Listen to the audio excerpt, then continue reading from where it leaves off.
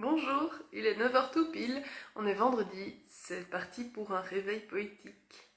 J'espère que vous allez bien, que vous passez une belle matinée ou que vous allez bien au moment où vous verrez ce replay.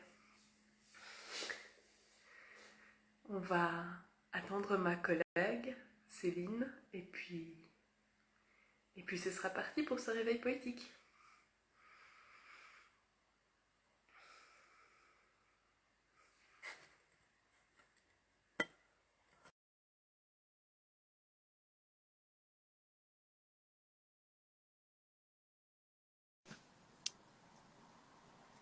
Coucou Noémie, Salut tu vas Céline, bien? ça va et En toi? ce beau matin ensoleillé, ça fait du bien. Mais oui. Alors, prête pour cet avant-dernier réveil poétique avant les grandes vacances? Mais oui, mais c'est fou, plus que quelques jours en fait, mine de rien. Mais oui! Et donc, on a évidemment Balou, le chat poétique, qui vient pour voilà, hein, nous faire un petit coucou et m'empêcher de lire ma poésie en direct. Alors, bah, du coup, comme il fait beau, etc., par rapport à d'habitude, je crois que j'ai choisi des poèmes un peu plus légers. Bon, pas uniquement, mais quand même. Coucou! Je vois des petits noms apparaître, ça fait trop plaisir. On a envie de mettre des petits cœurs comme ça. Mais donc voilà. Donc en fait, je vais commencer par l'amour et je vais terminer par l'amitié. Parce que je ne sais pas pourquoi, j'avais envie de faire un espèce de parler comme ça des différentes formes d'amour qu'on peut voir aussi en poésie. Et donc voilà. Et donc le premier, c'est un poème d'amour, évidemment. Et forcément, quand on parle de poème d'amour, de qui je parle? De Paul Éluard. De Neruda? Évidemment. Toujours ces derniers poèmes d'amour, toujours le même romantique, le plus romantique des surréalistes. On ne peut pas s'en passer, n'est-ce pas? Enfin, on pourrait, mais pourquoi donc? Et c'est un poème qui s'intitule Répétition, tout près du sommeil exigeant. L'œil à force d'espace et d'éclat délirant, l'œil fait vivre et plus loin le plomb du corps s'écoule. La barque de la bouche est menée par la langue, muette, toute humide, elle éclaire les flots. Les larges mains ne savent rien de leur pouvoir, et leurs épis jonchent la peau de la moisson. Doigts des éclairs caressent d'or broderie fauve, dans les paumes, les seins et les fesses s'insurgent. De nuit entre les yeux, de jour entre les jambes. C'est le même palais qui flambe en un instant. C'est un trésor absurde, un flot de diamants qui provoque l'orage et déchire les reins. C'est la main ignorante et la langue accordée, pour la première fois sous un ciel féminin. Et le milieu du corps définissant l'orage, balance de raison pour peser notre vie. C'est toi, c'est moi, nous sommes doubles dans nos songes. Voilà, un petit poème tout doux de Paul Éluard avec un peu de mystère comme ça, comme il sait le faire parfois. C'est un peu nébuleux, mais je trouvais ça joli. Ça va aussi, hein, quand c'est nébuleux. C'est la poésie aussi, hein. Bon, ben, du coup, si tu commences par l'amour, je vais continuer avec de l'amour. Moi, j'ai emprunté 20 poèmes d'amour et une chanson désespérée de Pablo Neruda. Mhm. Et il est assez doué pour parler d'amour aussi. Ici, c'est un peu doux amer. Ça s'appelle Ton rire. C'est une édition bilingue d'ailleurs, pour celles et ceux que ça intéresse. C'est d'un côté en espagnol et de l'autre en français. Ne comptez pas sur moi pour l'espagnol par contre. Donc, ton rire. Tu peux m'ôter le pain, m'ôter l'air si tu veux. Ne m'ôte pas ton rire.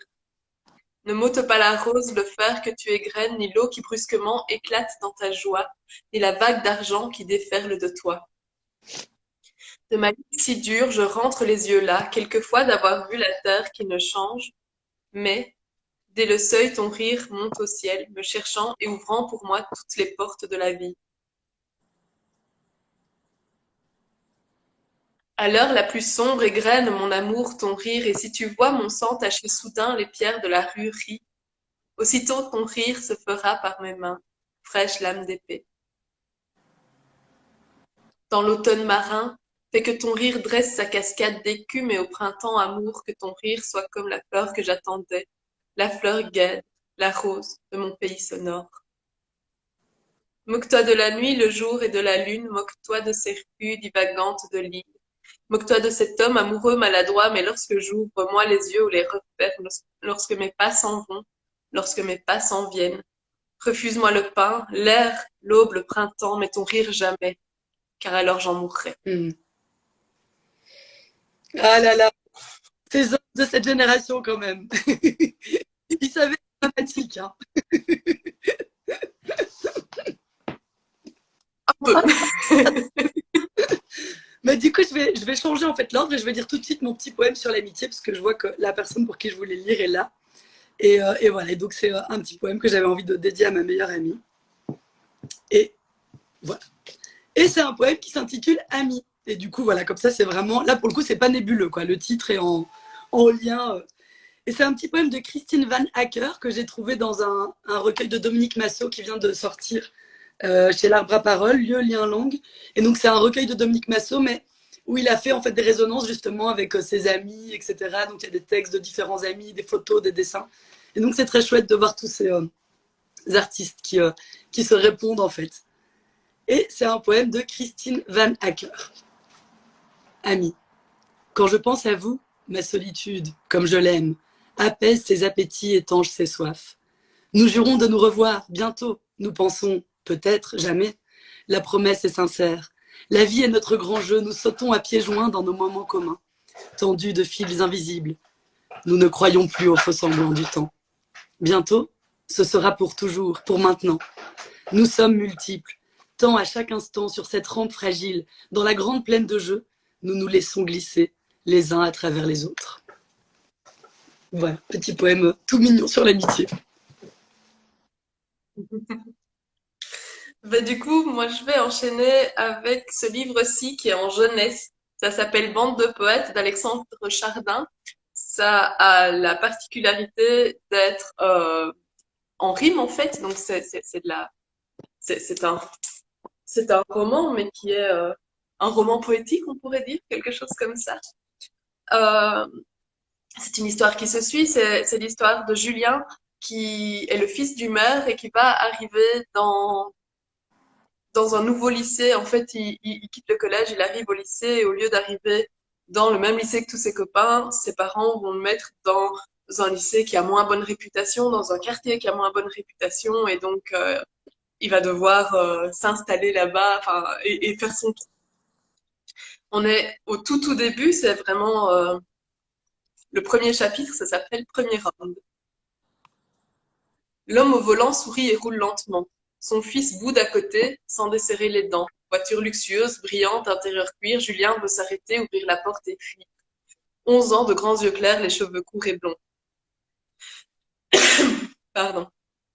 Mais des idées sombres, lourdes comme le plomb. On entre dans le gris, résidence les renards. 10 tours de 20 étages, les arbres sont rares. On imagine mal le moindre animal au milieu du béton, 3 taches de gazon. Un vélo passe en trombe sur la roue arrière et rase la berline. Le conducteur s'écrie: Il est fou cet enfant, il file au cimetière. Et l'inconscient s'envole comme une perdrix. Devant l'un des immeubles, un groupe de fillettes s'amuse à la poupée, invente des recettes. Père. Collège Edmond Rostand. Julien, lui, désespère, il pressent l'ouragan, car dans 2 jours, c'est la rentrée. Papa, je veux pas y aller. Je comprends, la sixième est un cap important. C'est toujours un moment un peu impressionnant. Crois-moi, tu te feras vite des amis, tu verras, mon grand, ce sera la belle vie.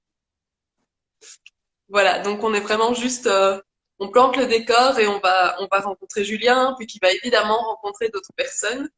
Et ça peut déstabiliser au début la narration, mais on entre dedans, ça coule tout seul, même si c'est rimé.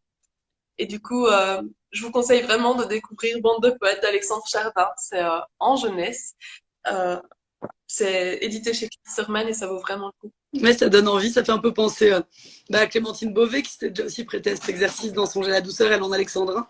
Et c'est vrai qu'en fait, au bout d'un moment, on oublie, je trouve, qu'on est en rythme. Oui, Alors qu'au départ, là, ça faisait un peu comme un rap, du coup, que la façon oui. dont c'était écrit. En fait, il y a un moment, on oublie, quoi. On rentre dans le rythme et c'est fluide. Et pour le coup, celui-ci est encore plus accessible que Songe à la douceur. Songe à la douceur, c'était quand même une réécriture avec.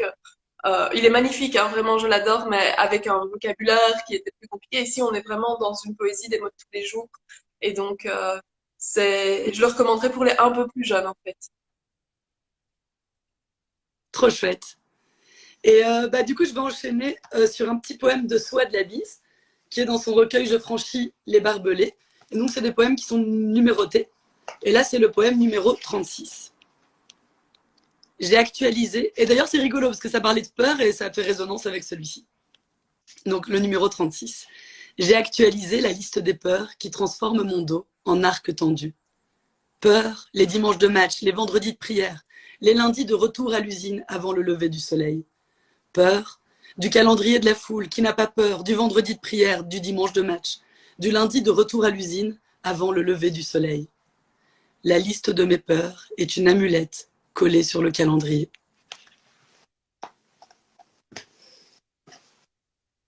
J'aime bien cette phrase, la liste de mes peurs qui arquent mon dos, c'est ça? Comme un arc, ouais, qui arque comme un arc tendu. Attends, c'est quoi? Qui transforme mon dos en arc tendu. C'est criant de vérité, hein? Ouais, les épaules qui font...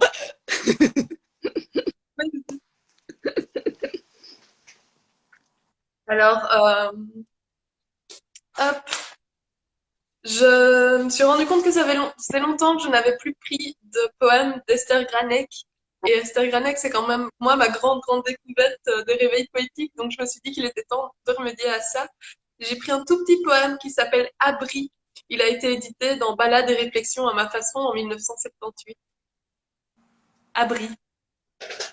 Dans les lignes de ta main, pour me plaire, je veux voir que rien ne nous sépare, que nous avons même destin. Dans les lignes de ta main, je découvre en cherchant les signes bienfaisants de ce qui me convient. Dans le creux de ta peau, où ma main se blottit, je retrouve mon abri, doux et calme comme un baume. Trop joli.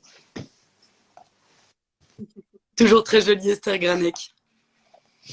Alors, Ouais. le seul un peu long que j'ai choisi pour ce matin. Et c'est un recueil de poésie que je viens de découvrir. J'ai trouvé ça très joli. J'ai pas encore eu le temps de tout parcourir, mais voilà, les premiers poèmes sur lesquels je suis tombée sont vraiment beaux. C'est un recueil de Olivier Barbaran et ça s'intitule Un grand instant. C'est un poète contemporain. Et donc à chaque fois, les poèmes commencent par un prénom. Et là, c'est Rémi II. Voilà. Une vie se prend où l'on peut. Le passé saisi au poignet ou par la taille ou encore aux cheveux. Ce sera cette fois une ruelle pavée, à l'air étrangement rustique entre deux murs d'entrepôt. La lumière avare des lampadaires s'y perdrait avant d'atteindre le goudron. Sa marche de loup maigre ouvrait pour moi la nuit. Une vie se prend où l'on veut. La chambre où menaient nos pas était sans charme et encombrée. Il y régnait un désordre de draps, de vêtements en tas et des livres tombés de bibliothèque. À chaque réveil, je me demandais si nos étreintes suffisaient à expliquer ce climat d'ouragan. De vents violents nés de nos cœurs collés l'un à l'autre et battant sous leur cage d'os. Comme si la marée du plaisir, en se retirant, laissait sur le rivage cet amas de débris. De chiffons sales et de déchets, le crabe mort d'un cendrier.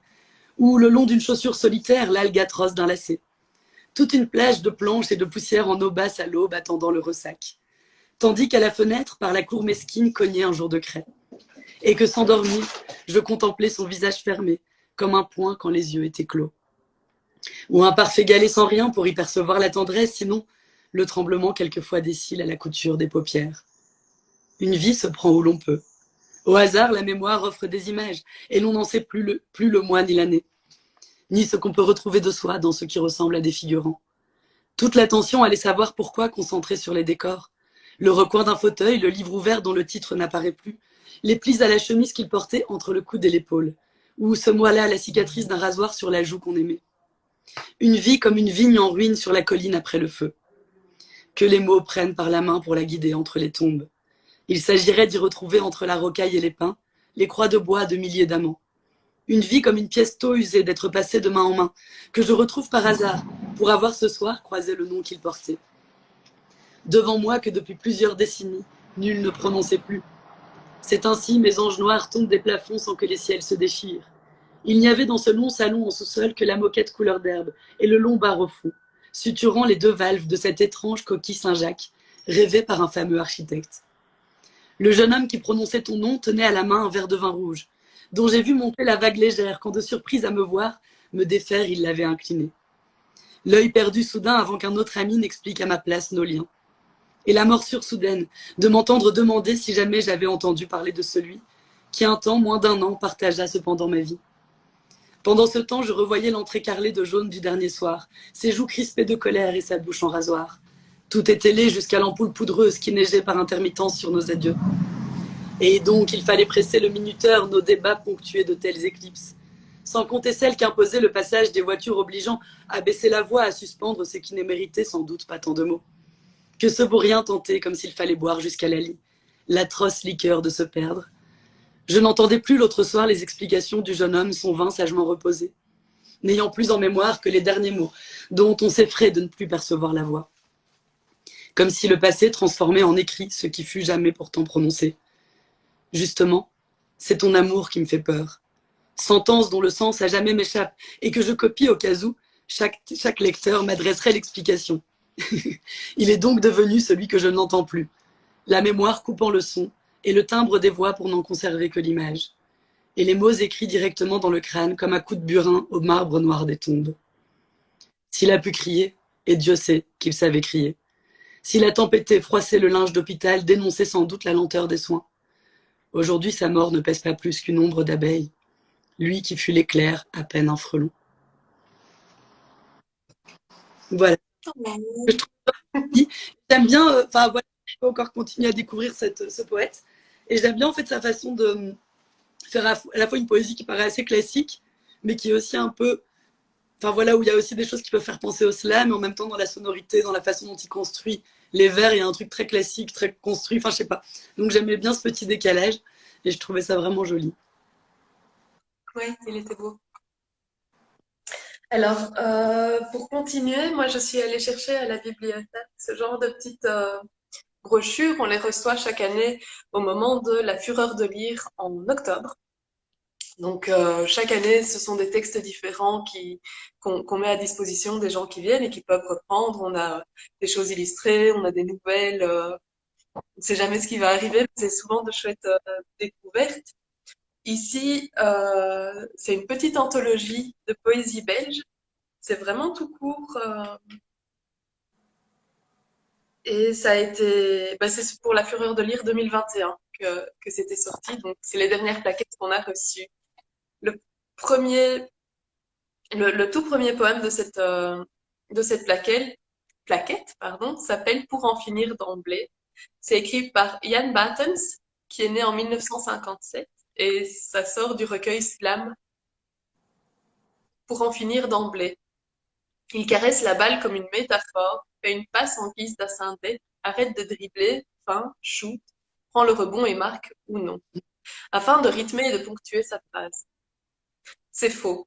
Basketball et poésie n'ont rien en commun. Pas plus en tout cas que Guillaume Tell est un lanceur de tarte. Fut-il ce dernier le plus imperturbable de sa corporation. La poésie n'est qu'un jeu, la poésie ne tire pas à conséquence. On peut toujours rectifier quand c'est raté, on peut copier sur le voisin, on peut dire. Comme le poète qui se vantait de tirer sur les passants. Ou comme son ami signataire d'un appel aux soldats à tirer sur leurs officiers. Que ce n'est que ça, de la littérature. D'ailleurs, j'ai commencé à faire ce poème au lit et je ne me suis pas levée pour l'écrire. Excellent. Très, très bien. Alors, je trouve que le dernier poème que j'ai choisi de mon côté, c'est aussi un sur la poésie. Comme quoi. Voilà. Et donc, du coup, c'est un poème de Marie Dara. Elle vient de publier Sous le noir du tarmac chez Maelstrom. Et donc, du coup, c'est un recueil de poésie qui a été traduit en anglais. Et donc, du coup, hop, il se lit dans les deux sens. Et voilà, j'ai été à la rencontre là au festival Maelstrom, justement, le week-end passé. Et c'était vraiment chouette de découvrir. Je connais quand même assez bien son travail. Mais c'était chouette de découvrir son dernier recueil. Je l'ai déjà quasiment dévoré. Surtout, j'ai pas encore lu la version anglaise. De temps en temps, je m'amuse à regarder les traductions, mais qui sont très chouettes et qui respectent bien son rythme aussi, parce qu'elle a un rythme d'écriture très particulier. Et j'ai choisi celui que je trouvais le plus léger. Alors après, c'est des poèmes qui sont assez sombres, mais qui sont sombres avec, comme elle l'explique, pour elle, sur le nord du tarmac, c'est aussi gratter, gratter, gratter vers la lumière, et donc on sent toujours cet optimisme. Et mais ça dénonce et ça parle de choses vraiment dures et violentes. Et voilà, et ce matin, je me sentais plutôt d'humeur légère. Et donc, j'ai choisi un que je trouvais léger, même si je pense que je vais en conserver précieusement d'autres pour des petits coups un peu plus explosifs à d'autres réveils poétiques. Tenez-vous prêts et prêtes. Et donc ce poème s'intitule Poésie sur sable fin. La poésie, ça vient comme l'envie de dire je t'aime aux gens que j'aime, une envie de pisser ou rire, comme l'envie de t'embrasser tout droit. Ça vient tout bas en pleine nuit, ça sort de partout, surtout des doigts, ça cogne, cœur battant dans les tempes. Ça vient, ça hante, ça retourne et ça retrouve toujours, fontaine qui sourde. Ça héberge dans sa chaleureuse, ça conserve dans une boîte d'eau hâte et de nuages.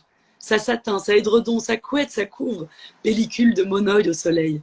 Alors ça sort en vague et ça écume, ça submerge. Ça picote au creux du ventre, en onde de choc sous la peau, comme la course d'un enfant, et tout l'amour entre ses deux bras. La poésie, ça arrive comme ça, à n'importe quelle heure de la journée ou de l'infini clair nuit.